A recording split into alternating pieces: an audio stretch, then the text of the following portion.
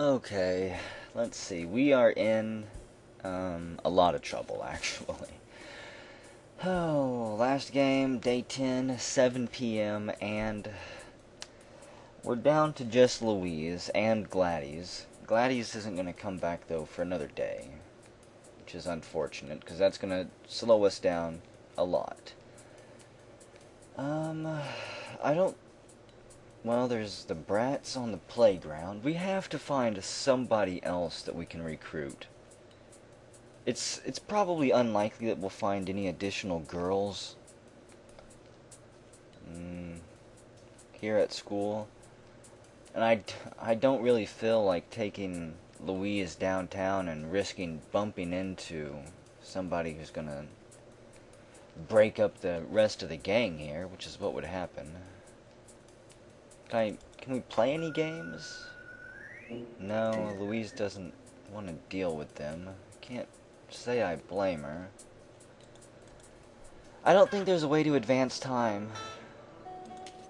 Okay, never mind, I can. I can just click on that and accept. So, 8 hours until Gladys returns. Let's see, who is this? Ugh, it's Bully Girl. Can't I just run away? Mistress Fox won't be needing this, Bully Girl pats the telescope. Soon she'll follow her wicked lover to oblivion. That's right, I forgot that this was where the plot advancement was. Dang it, curses, I chose poorly. Oh well. I don't know if we have any taunts that can beat her. Good lord. These are the only taunts that Louise has. Oh my goodness. Well, well, well. Don't really think this matters here. She is going to stomp us. Which means we're going to reload. I'm not ready to give up yet. Oh well. Yep, the gang's been disbanded. Well, there's that. Let's reload and try again. This video is starting off well. No, we're not going there. There, we'll just do this and accept. There has to be somebody else to recruit. There's a bunch of girls in this school who can initially join your gang. So where are they all at? Where are they hiding? It's possible that you can't recruit any more girls after your first 4. Oh well, let's go ahead and just go to class then. The English room. Hopefully this game doesn't have a time limit either. If it does, that'll probably bring the series to an end too. Be seated and take out your reading books, your borks. We'll continue our readings in Portrait of an Artist as a Young Man. Okay. So, our glamour is up. Gladys is back. And... oh, man. No, I guess that we're going to go downtown. And we're going to explore around there just a little bit. Actually, is there anybody in the administrators? No. Just ignore that. I don't want to fast forward to another day just yet. So, who's this? Daniel Lane. Oh, that's right. It's Flatfoot Cooning. Good evening, Flatfoot. Hope you're keeping the town safe. Two Peaks Diner. Rosalind Piccolo. Girls, I hope none of you need change for the automat slots. She's fiddling with the cash register. The hiccup register. New register? Any accidents, ma'am? Sure, but you'll have to ask Henry. He works the day shift. I prefer the quiet. Okay, are you listening to us, ma'am? What about the new cash register? It arrived in today's post. Been wrestling with the little imp since. So, let me see. Is that a Weehawken mail order? Well, where else? Duh. She digs a fork into its mechanical guts. Take cover. Louise covers her eyes and ducks behind the counter. Bing. The stuck drawer slides open. There, Rosalind nods proudly. Weehawken's goods ain't perfect, but a little love goes far. Well, what's the matter, hun? You look like your heart stopped. You ain't ever seen a broken register before? Okay, so there's one small problem, but she doesn't seem to mind it. Main Street. Conan, are you everywhere? Who's this? It is. What is it? What? How many Conans are there? Are they cloning you somewhere? The Fledermaus Club. Let's check this. Never mind. Proud supporter of prohibition. Ah, those fiends. A dancer's caricature winks at us. Probably open on the weekends. Or maybe even later at night. So, girls, may I seat your group at a table? Maybe. What are tonight's specials? What are you serving, Joshua? Our special is tender spaghetti noodles and a rich tomato sauce with a spicy meatball. Just how spicy are we talking about? It kind of sounded good up until you said spicy. Louise shivers. Men should be spicy, not food. I disagree. I'll tell the cook to hold the pepper then for you, miss. Well, how's business? Struggling, but optimistic. If I were younger or married, I'd draw more customers. You know, more tempting that way. Well, how about any accidents? Any problems around here? How's your fryer working? Josh snorts. This morning I put too much weight on a shelf in the new icebox. Spilled dressing all over myself. Let me guess. You bought it from Weehawken, huh? Well, yeah. How'd you know? It's where I buy everything from. Crammed shelf. You must have crammed a lot of goods on that shelf then, huh? How much weight was it? It was actually just one small bin of dressing. Should have been rated for higher than that. A small bin of dressing broke through a brand new ice shelf? It certainly sounds like a defect. Weehawken goods have never failed me, though. I simply shouldn't have mixed extra basil into the dressing. You know how it affects things. Ah, yes, the way to basilize. She grimaces. So, another place with a little bit of problems. But maybe, again, not very much. Just one small problem. Great.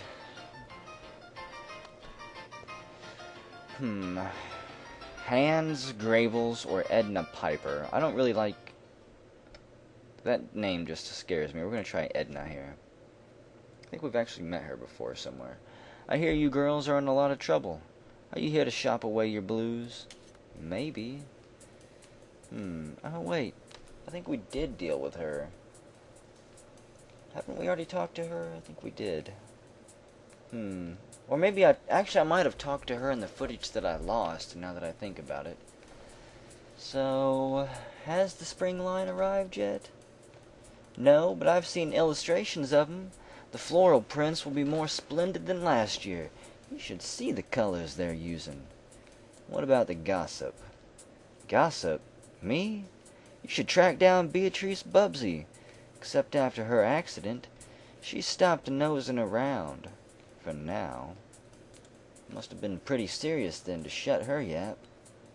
Not serious enough for me, she complains. Miss Bubsy Bod had an accident. Well, what happened? She was following me this morning, right past the Barbershop, when the pole broke off its mount and struck her. I think she had 8 basil leaves. She seemed attractive. So... another accident. What about the cinema? Caught by Flatfoot. Dang it. I was hoping that we could actually ignore him there. Barbershop, Broadway Avenue. The trash workers.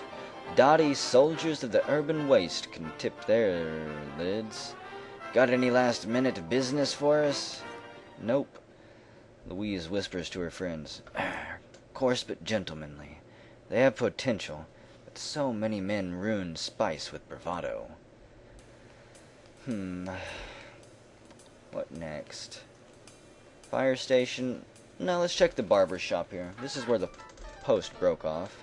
Marjorie and Clive. Clive is probably the barber, yeah. If one more female pokes a nose in my corner, I'll trim it without styptic. Is that right? Styptic? Styptic? Okay. Apologies. Marjorie.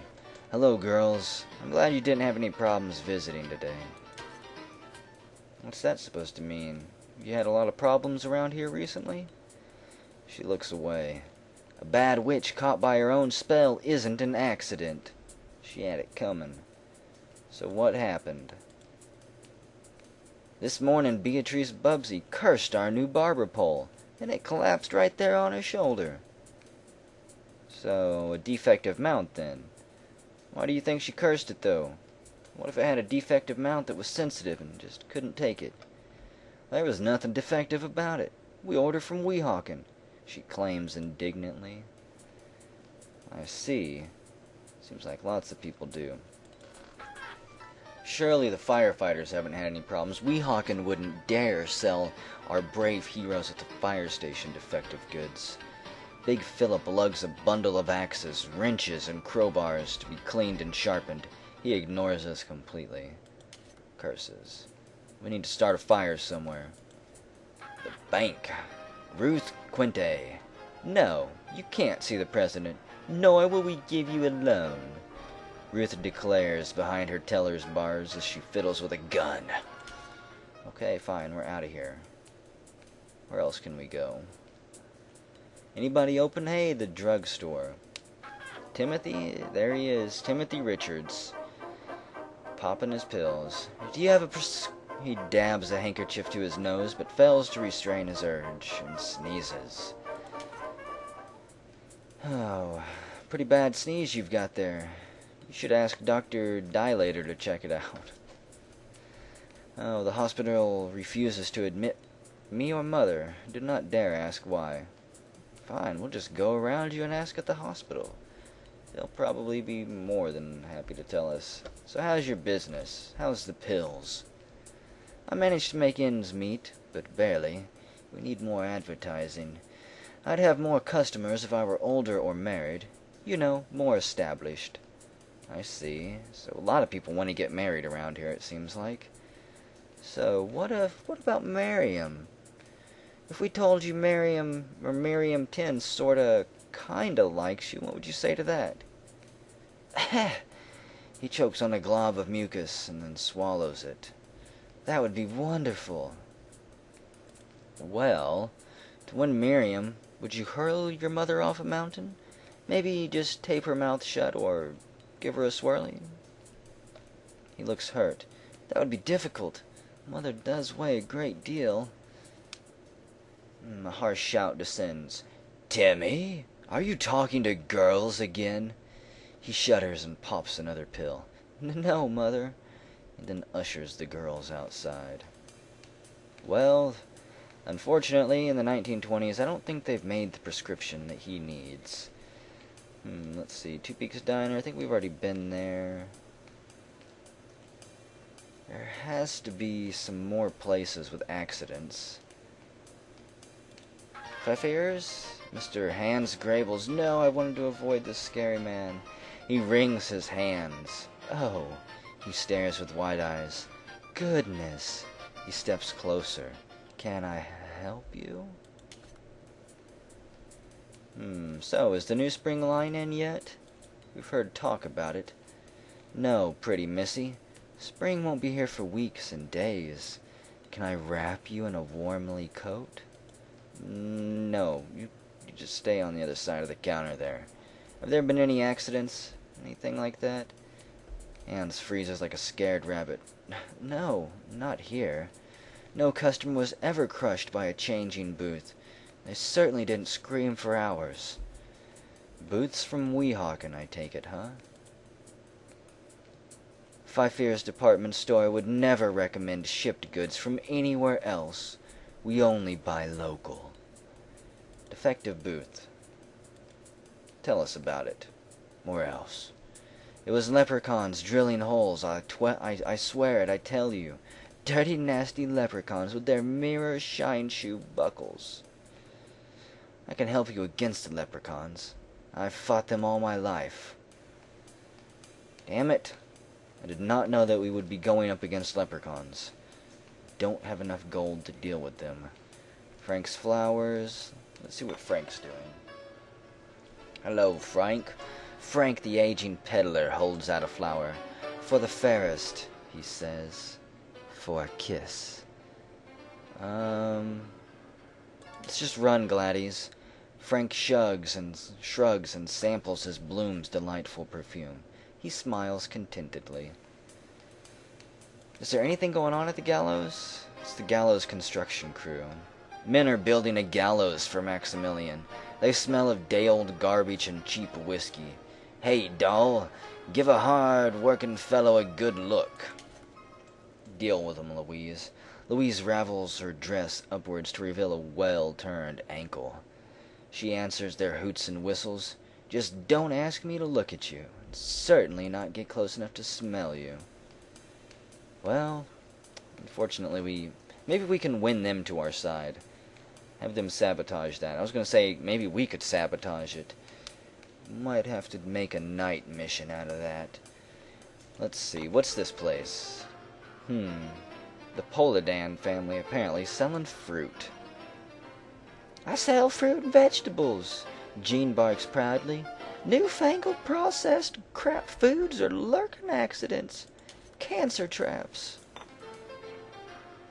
Okay, what about Dorothy? Wow, she looks angry. I hate you! You won't buy anything, Dorothy screeches. You just keep still, her father admonishes. Good Lord. Punish that child. Little old Lynette. Today I have alabaster figurines. They are weather-worn, but perfect for a garden. You got any gnomes? How much are they? Well, I'd have to charge you $11,040.95. Small and withered Lynette sighs, her eyes round and pleading.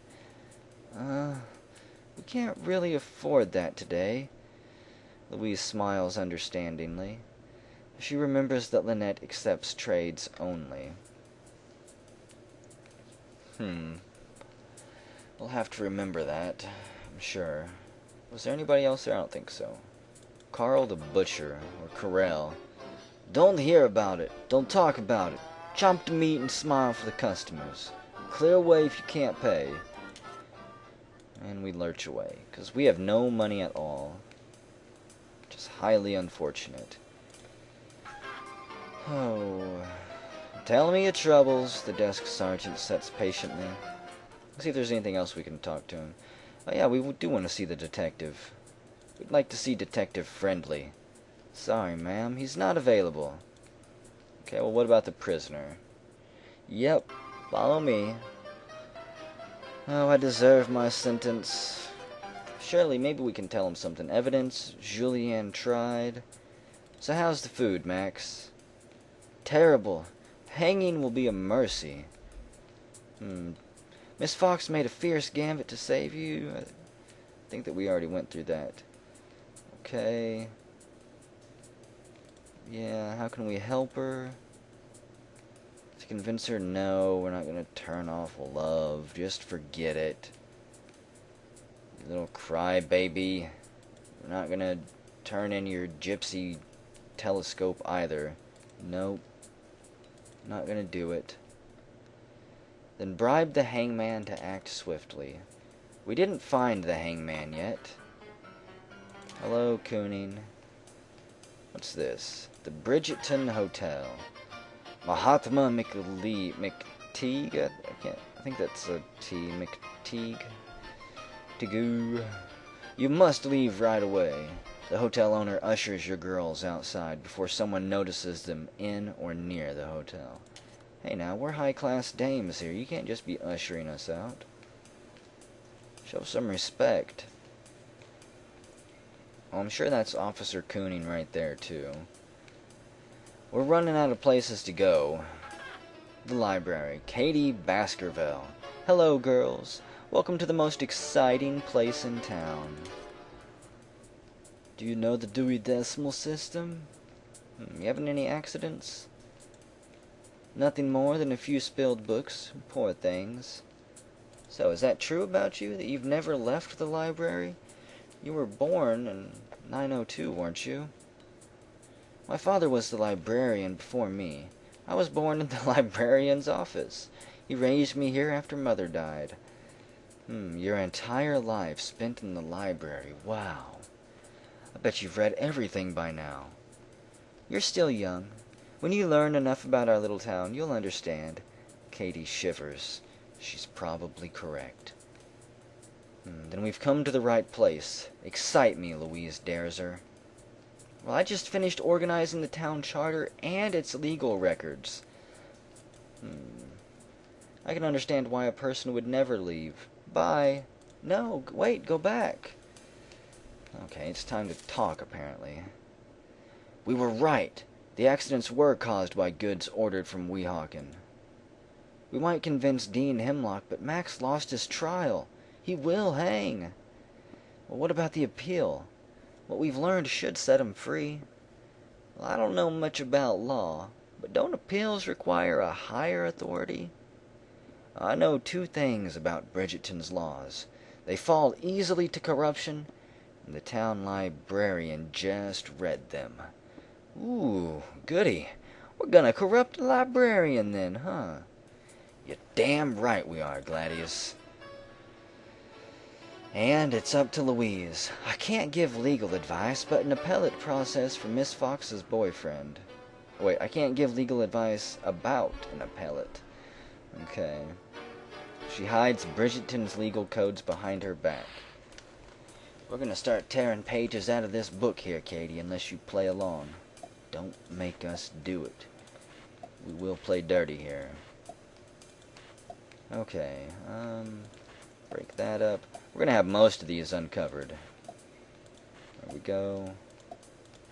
Louise has prepared for this for quite some time. Provided she doesn't have to do anything else but expose. I cannot reveal Bridgerton's extraordinary... Oh, good lord, this is a tough one. I think it might be tribunal. I'm gonna wait. I cannot say that it was created to avoid sending appeals to the big city. So I cannot reveal Bridgerton's extraordinary tribunal clause. Okay, good. What is an extraordinary tribunal, you ask? Katie beams. Come back after I've fully researched it. It'll take me a while. But I will share it with you girls.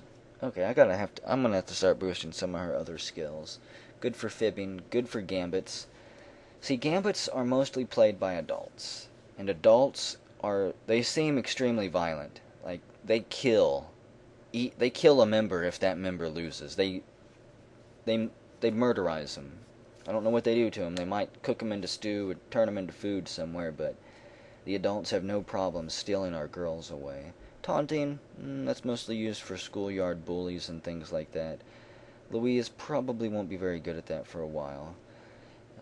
Exposing, she's already good enough at that. Fibbing, that's a pretty big luck game. I don't think having very many more flips will help out. So, obviously, I'm going for more skill and gambits there. Have you had enough time? I finished researching Bridgerton's extraordinary tribunal clause. I even noted how to initiate one. Really? Okay. But first tell us why the clause. Why do we need one here? Well, back in the day of our founder, it took too long to send an appeal to a higher judiciary authority. So, is that still true?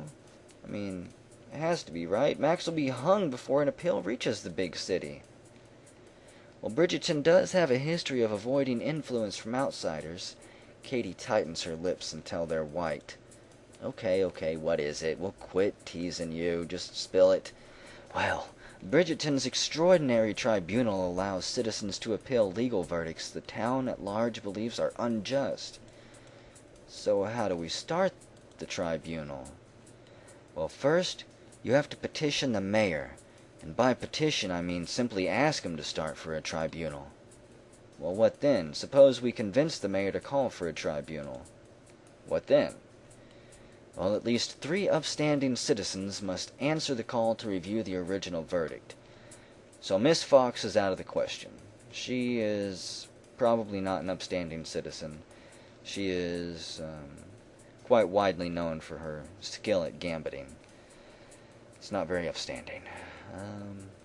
What do you mean by upstanding, exactly? What qualifies for upstanding? Financially established older men like Banker Potts, Dr. Dilator, Dean Hemlock, and so forth. Great for big shots then, huh? People who have connections, not so much for the little people, though. So this tribunal clause sounds like a great way for big shots to get away with murder. Well, this town's records do show the only defendants to win their appeal were members of other tribunals. So what do these citizens do once they've answered the call? And more importantly, how many of these influential citizens actually hold stake in Weehawken? It could be quite difficult to get them to actually care about something they have a financial stake in. Well, they form a court for 1 day and review the case, verdict, witnesses, and any other relevant information. And what, if they don't like it, they throw it out, or what? Remember, first you must convince the mayor. Come back here if you have any further questions. But you have to get the mayor first. Okay, so I think I'm going to end the video here. And whenever we come back, we will go talk to the mayor and see if we can convince him. It should be easy. She said all we have to do is ask. However, after we convince the mayor, I have a feeling that convincing everyone else is going to be quite difficult. And if the foreshadowing is, if I'm reading it correctly, they're probably not going to side with us. And we're going to help these lovable chaps around town find the women of their dreams and get established. Seem to be what the dialogue is hinting towards. So whenever we come back, we will attempt to do that, and I will attempt not to get Gladius murderized by the violent and horrible and mean townsfolk.